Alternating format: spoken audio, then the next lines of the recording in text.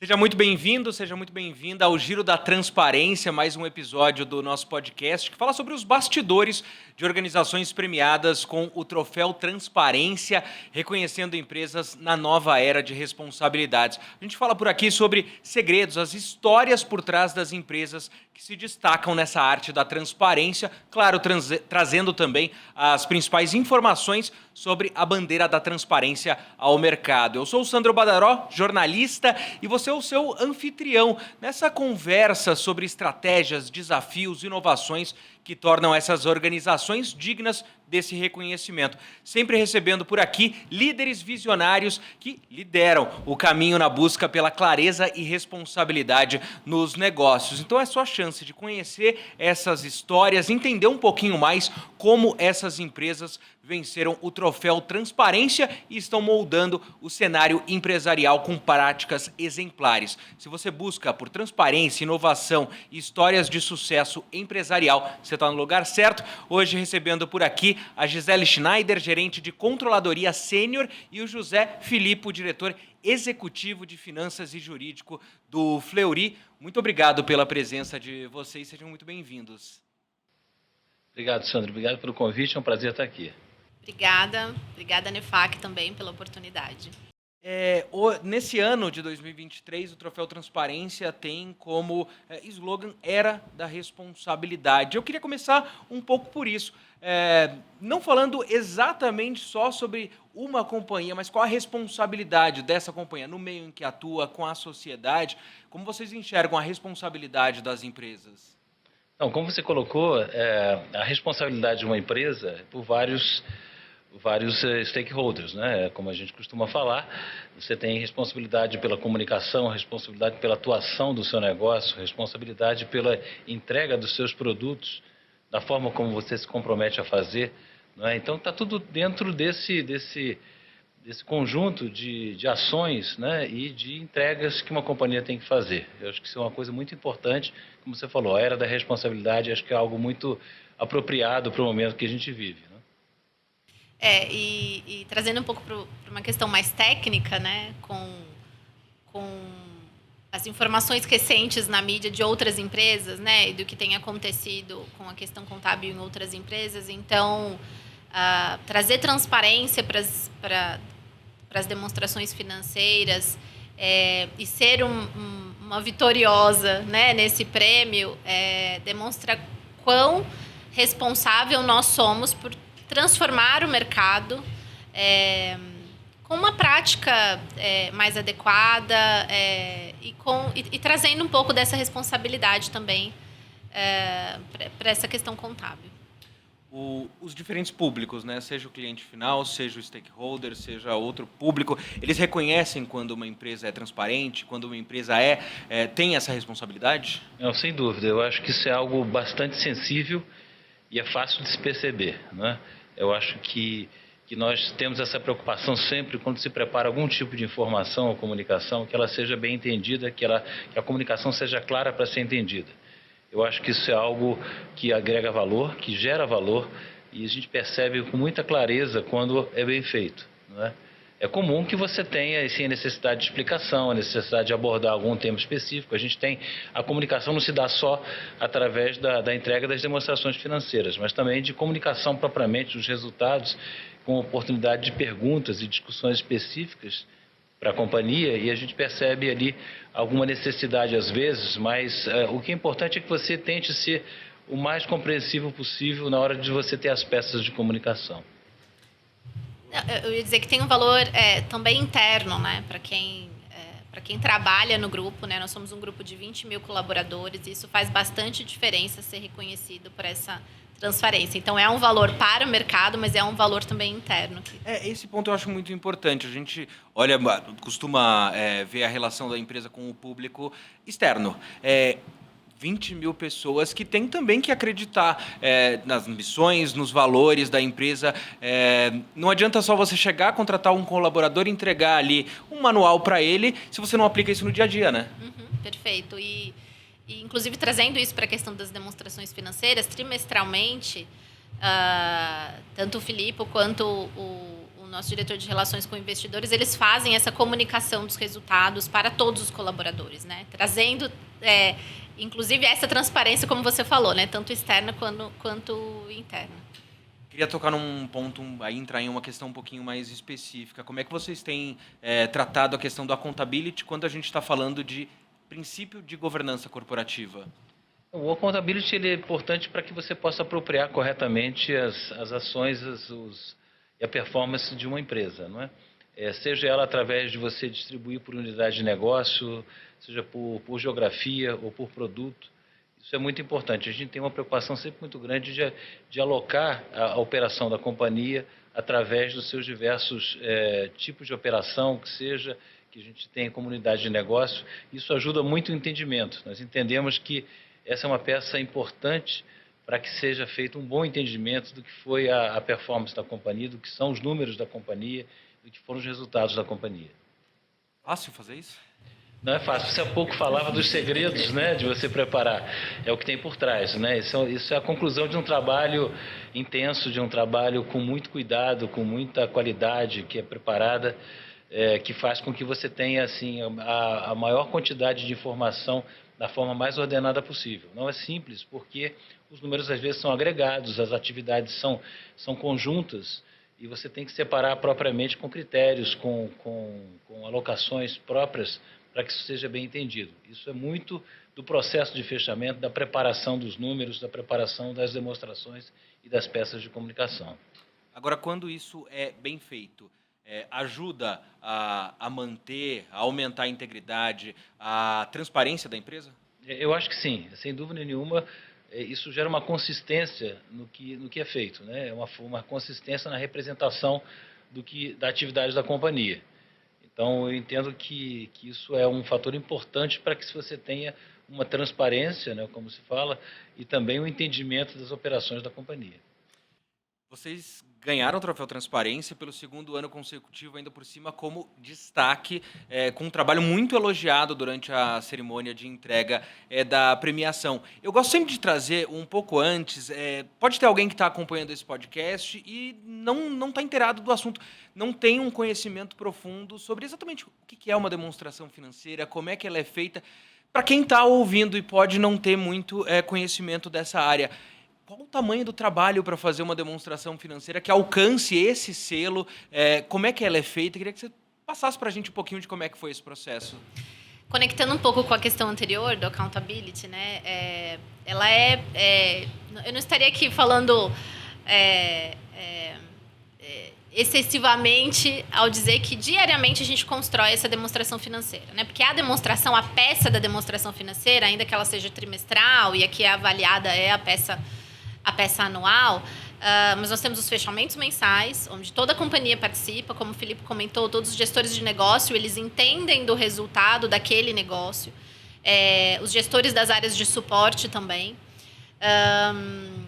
e diariamente, né, a cada avaliação que eles fazem, a cada análise que eles fazem do resultado deles, eles estão, de alguma forma, criando essa demonstração financeira, ou seja, quando um gestor de negócio entende o que é um regime de competência para que a gente faça o registro de uma despesa, ou quando ele está buscando uma receita, tudo isso é a composição do número que vai na demonstração financeira. Então, nós temos os fechamentos mensais, e a gente tem um compromisso com a diretoria de fazer a entrega dessa demonstração mensal até o 4º dia útil do mês subsequente, né? Então, isso traz um ganho de tomada de decisão bastante importante. E a preparação dos textos, né? Então, tudo isso precisa estar muito bem conciliado, né? Todos os números precisam estar conversando, eles precisam ser analisados. Então, não é somente um número e um texto que vem da norma contábil. Tudo isso precisa se conversar e contar a história da companhia, né? Eu tenho um time de 35 pessoas, né, que é o responsável por consolidar todos esses números e que fazem esses fechamentos mensais, que faz essa consolidação. Hoje nós somos mais de 19 CNPJs, né? Então tem uma complexidade envolvida quando a gente fala de juntar tudo isso e transformar isso numa demonstração financeira. Passamos por diversas revisões. Na questão da governança, nós temos comitês, temos o comitê de auditoria, nós temos o processo de auditoria interna, o processo de auditoria externa, né? Então, trazendo um pouco aqui de todos os elementos que compõem essa demonstração financeira final, o próprio atendimento à auditoria externa, para que valide esses números. Então, isso é um pouco do que está aí né, na nossa, o que a gente chama da nossa cozinha, né? Falando um pouco de como funciona o processo diário e mensal de construção da demonstração financeira. Tudo isso isso é importante, né? Eu fui auditora há bastante tempo. Quando a gente vai para o outro lado da mesa, a gente vê quão é importante a questão sistêmica, né? Então, a integração dos sistemas, tudo isso só é possível porque a gente também tem um sistema que nos permite fazer isso também num tempo bastante recorde, né? Então, acho que é isso um pouco aí de como a gente faz isso mensalmente. Eu acho que tem um ponto importante, talvez, a destacar. Esse ano nós tivemos um evento, uma combinação de negócios, onde o Grupo Fleury se combinou com o Instituto Hermes Pardini, né, que representava metade do tamanho do Grupo Fleury. Então, uma companhia que combinada ficou muito grande. E uma preocupação muito grande é como é que a gente fazia essas demonstrações, como é que nós íamos informar essa. Então, o grupo, liderado pela Gisele, ela estava falando há pouco do time, eu me lembrava disso, nós criamos uma maneira de criar como se o ano passado, onde essa combinação não existisse, ela fosse feita de uma maneira pro forma, de maneira que a gente pudesse comparar, senão ia ficar muito difícil você entender os números. Isso foi um tema muito elogiado pelo mercado na hora da comunicação. Então, essa representa um pouco do compromisso, né, e a preocupação, como você fala, da responsabilidade por comunicar e se fazer entender. Eu queria puxar um ponto que você falou das auditorias interna, externa. Não é fácil você ter alguém ali que está avaliando o seu trabalho e que o trabalho dessa pessoa principalmente mostrar os caminhos ali. Olha, aqui pode dar problema, talvez você seguir por aqui. Como você tem que receber tem críticas ali e trabalhar para que você meu trabalho está certo, eu não preciso mudar nada, eu estou seguindo o rumo correto. Você entender o papel da auditoria também é fundamental nesse processo? É fundamental, porque a auditoria, ela precisa ser entendida como um parceiro, né? E não como alguém que só vem trazer críticas, né? Se existem críticas é porque o processo não está sendo feito de forma adequada ou a auditoria não entendeu, né? Ou nós não fomos capazes de explicar para a auditoria como é o nosso negócio, como a gente faz o registro de todas as informações. Então, até por ser ex-auditora, eu entendo o outro lado também, mas eu entendo muito que a auditoria é nossa parceira, né? Então, de inclusive nos ajudar com algumas questões que podem ser mais complexas, né? De trazer benchmarks de como o mercado está tratando determinado tema, né? O ano de 2022 nós tratamos com algumas questões que foram bastante, enfim, que todas as empresas de mercado, não só empresas de área de saúde, tiveram que lidar, ou, por exemplo, com a adoção de uma nova norma contábil, né? Então, o auditor ele sempre traz esse aspecto mais técnico e também por estar vendo isso em outras empresas, trazendo, como eu disse, melhores práticas. Agora, também é um trabalho, e por isso que o prêmio é tão importante, né? E aí, no jantar, isso fica muito claro, quando a gente sobe lá no palco e agradece todo o time, porque é um trabalho árduo, né? Não é só preparar aquele documento, que é a demonstração financeira. Passar por um processo de auditoria anual, de auditoria externa, um processo de auditoria interna, é bem trabalhoso, né? Para todo o time. Então, eu acho que tem ali a gente se sente muito feliz de receber o prêmio, porque coroa todo esse trabalho que a gente fez ao longo do ano, que inclui atender a auditoria externa. Acho que quando a gente fala de transparência, e é uma bandeira da ANEFAC que tem levado isso, a importância da transparência no cenário empresarial, a gente já sabe da importância. Só que vocês lidam com uma área que é extremamente sensível, saúde. Como vocês enxergam a importância da transparência quando a gente está falando, olhando também para esse público final, para o cliente, quando a gente está falando de saúde?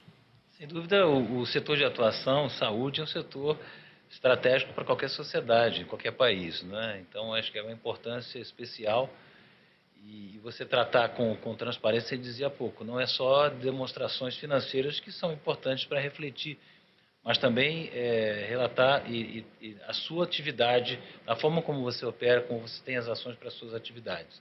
Eu acho que isso traz uma responsabilidade maior, né? Um compromisso, sem dúvida, enorme. E tudo que se reflete nessa atuação tem que ser representado e divulgado. Então, informações sobre as atividades, sobre os indicadores, sobre os números propriamente da atividade, da execução da atividade, são muito importantes também, né? Isso tudo dentro de um padrão de informação, de uma regulação, de normas contábeis, como a Gisele falava há pouco, né? Isso tem que tomar muito cuidado como você interpreta, como você executa, para que eles possam representar e refletir exatamente o que você está fazendo. A gente acompanha no dia a dia, em todas as áreas, inovações tecnológicas, mudanças, que têm ajudado, algumas a gente ainda nem entende direito. Quando a gente está falando de divulgação de informação, de transparência, de informações financeiras, as inovações têm ajudado, é importante se manter atualizado sobre elas? É muito importante, porque nós trabalhamos com volume de dados, né? E toda vez que a gente fala de volume de dados, faz bastante sentido que isso seja automatizado ou que tenha ali alguma inovação que nos permita que os dados sejam tratados de forma rápida e que o tempo do time fique dedicado para as análises, que são as análises que efetivamente são importantes para uma demonstração financeira e para permitir que a administração tome a melhor decisão. Então, sim, inovações e a gente tem um contato direto, né? O Fleury, inclusive, ele tem um contato direto com startups para que a gente sempre esteja avaliando opções no mercado que possam melhorar a nossa vida, né? Na área de finanças, em outras áreas também da companhia. Mas o Fleury, ele sempre foi inovador, né? Uma empresa agora com 97 anos, mas ele sempre teve esse DNA inovador, tanto quando a gente fala de novos produtos, desenvolvimento de novos exames, e reflete bastante na questão do back-office, né, que precisa trabalhar com volume de dados significativo. E eu queria trazer um ponto sobre a questão também do mercado de saúde, né? O mercado de saúde, ele traz um elemento que é essa excelência, né? Quando a gente fala de entregar um resultado, né, esse resultado, ele no DNA do Fleury, ele é um resultado com muita qualidade, né? Então, isso permeia, é uma cultura que permeia a companhia como um todo. Então, a gente vê isso tanto na área mais conectada com a saúde, com os negócios, né, as unidades de atendimento ou a área técnica, e que reflete também no back-office, né? Então, esse compromisso com a qualidade, acho que a transparência também vem nessa linha, né, de um resultado de exame com clareza, para que tanto o nosso cliente, o paciente, ou tanto o médico, consiga também ver os resultados. Então, está tudo muito combinado, né? Tudo muito... faz parte da nossa cultura. Então, eu acho que é uma história que é gostosa de contar, porque a gente não tem diferenças na companhia de que alguém está fazendo alguma coisa de um jeito, outra área de outro jeito, né? Está todo mundo nesse mesmo barco, né? De qualidade, de cuidado com o paciente, de cuidado com as informações. Certamente, tecnologia é um tema importante para o nosso negócio de saúde, onde você tem a criação de novos exames, tipos de exames diferentes, análises diferentes, não é? Não só a gestão das informações e do banco de dados, como a Gisele comentou. Inteligência artificial é uma coisa muito falada hoje em dia. Cada vez mais você já tem os equipamentos, incluindo capacidades tecnológicas avançadas, né, de ser mais eficientes, ser mais precisos e ajudar exatamente o objetivo, que é o diagnóstico, e você poder tratar isso propriamente, né? Então, tudo isso faz parte desse novo conjunto, até na comunicação, né, onde a gente já tem hoje comunicações por vídeo, comunicações remotas, né? Você não tem necessidade daquele encontro físico para fazer algum tipo de comunicação de informação. O acesso às informações financeiras, hoje, eletronicamente, é muito mais acessível, né? Onde você pode pesquisar com mais facilidade. Então, tudo isso aumenta a precisão com que as informações precisam ser colocadas juntas, né? Eu achei muito legal um ponto que você falou, que lá atrás, e às vezes não tão atrás assim, quando a gente queria pegar os melhores exemplos ou pensava nisso, a gente ia olhar para as grandes empresas. Então, se eu preciso adotar determinado processo, estratégia, ferramenta, eu vou atrás dos maiores grupos. Às vezes não, às vezes é uma startup pequenininha e às vezes é difícil descobrir ela, e isso pode mudar tudo. Às vezes a melhor solução não está onde a gente imagina, né? É verdade. E na prática a gente já vivenciou isso, né, de fazer benchmark em grandes companhias. e que não necessariamente tem um modelo flexível, né? Inclusive de trazer essas inovações. E o Fleury já há algum tempo viu que essa conexão com as startups é um modelo que funciona bastante e que traz essa agilidade na busca de soluções, né? Porque o que nós precisamos é de soluções rápidas para os desafios que a gente encontra. Então, de fato, assim, acho que hoje a gente ainda tem companhias que têm modelos vencedores, mas a gente tem também empresas menores ou as startups que estão dedicadas a determinado desafio e que trazem para a gente soluções muito boas. Vou voltar lá para o começo que a gente falou de accountability. Qual a tendência que você vê para o futuro e para quem está acompanhando, para os profissionais, como eles devem se preparar para essas mudanças? Eu acho que a exigência é cada vez maior. Na medida que você tem mais acesso, né, mais qualidade de preparação, você vai aumentar as exigências e os requisitos são maiores. Então, acho que cada vez mais as companhias precisam estar preparadas, nós como executivos que atuamos com liderança nesses processos, nós temos que estar preocupados entendendo isso. Então, acho que cada vez mais a quantidade de informação ela precisa passar por um processo de seleção para que seja entendido corretamente o que precisa ser acessado. Então, cada vez mais, eu acho que as exigências vão crescendo e a gente tem que estar preparado para isso. Para fechar, queria deixar uma pergunta para vocês dois. São 30 as empresas mais transparentes, vocês estão entre as 3 destaques pelo segundo ano consecutivo e levam a barra para vocês também. Como fazer para no ano que vem estar em cima do palco, recebendo pelo terceiro ano consecutivo o troféu de destaque ainda por cima? O ano que vem nós temos um desafio ainda maior, porque a nossa categoria não vai ser mais de receita até 5 bilhões. Né? O Fleury, para o próximo ano, tem uma previsão de ter um faturamento acima de 5 bilhões. Então, nós vamos concorrer com outras empresas, né? O desafio vai ser ainda maior. Vai continuar sendo destaque com essa informação clara, objetiva. Né? Eu acho que não é a quantidade de informações, mas essa clareza, essa comunicação que se conecta com pessoas técnicas e não técnicas, mas que traz um pouco do que é o Grupo Fleury e dos números que nós trabalhamos ao longo do ano, né? Daqueles resultados que nós fizemos ao longo do ano. Então, vai ser um desafio ainda maior, mas principalmente por conta dessa mudança de categoria, que nós estamos muito felizes, né, de ter alcançado esse novo patamar, esse que traz um desafio maior para nós. Acho que a Gisele já comentou o que tem que fazer, mais do mesmo, né? Vamos repetir a dose e continuar numa outra categoria por tamanho, mas mais do que isso aumenta a responsabilidade mais uma vez, tá? Por 2 anos consecutivos, né? Isso só aumenta a responsabilidade de estar continuando o trabalho. Eu acho que a gente está preparado para isso, eu acho que o time tem capacidade, competência, né? Motivação suficiente para isso, eu acho que a gente vai estar conseguindo fazer o que a gente está propondo a fazer. Queria agradecer vocês dois por essa conversa. Muito obrigado por participar hoje aqui com a gente. E até uma próxima. Espero receber vocês aqui ano que vem de novo. Muito bem, obrigado. Obrigada. Nessa era da responsabilidade, a gente convida você a fazer parte da bandeira da transparência, um movimento pioneiro promovido pela ANEFAC, não só uma prática, um alicerce que permite aos consumidores e investidores navegar o mercado com decisões bem fundamentadas. Então, continua com a gente, desvendando como a transparência tem remodelado o panorama empresarial e financeiro, sempre te convidando a fazer parte dessa transformação. Mais um episódio do Giro da Transparência fica por aqui. Segue a ANEFAC nas redes sociais para ficar por dentro das novidades e até uma próxima.